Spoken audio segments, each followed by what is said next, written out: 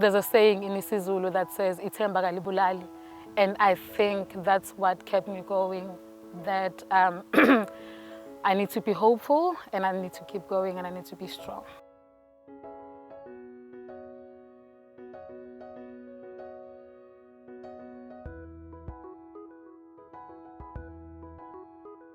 When I was 10 years old, living in Zimhlophe hostel, we used to get food from garbage. There was a place where our parents used to go and get food for us during the week, and over the weekends, we'll wake up in the morning and go to a place called Vlierhof. And over the weekends, we'd go there and knock on people's doors and ask for food and ask for old clothes. Being raised by a domestic worker at the time, my mother had such a big influence on me. And she used to bring home magazines and newspapers, and I would sit there after school and read these newspapers and read these magazines.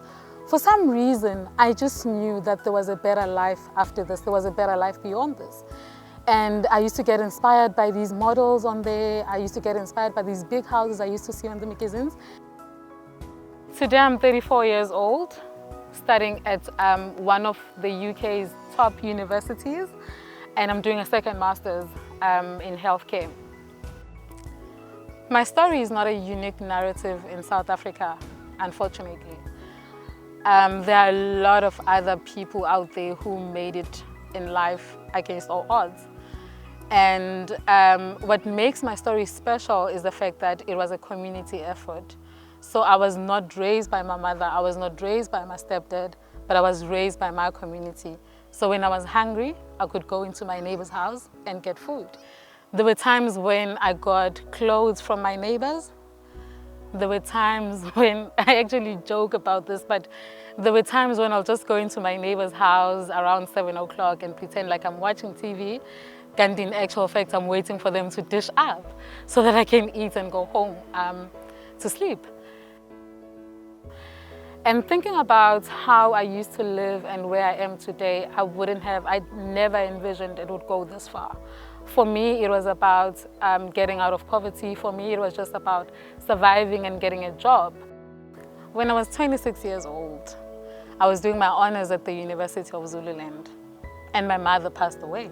My frustration was not knowing what my mother's condition was, and also the lack of communication between myself as a family member and the healthcare professionals. I felt like there is something that we can do. I mean, it could be improved, the system can be improved, the systems of communication can be improved between family members and healthcare professionals. And that moment when I was stuck in frustration, for me, that was an awakening. That was a point of influence in terms of what should I do next, that my mother is gone, and where should I go from now.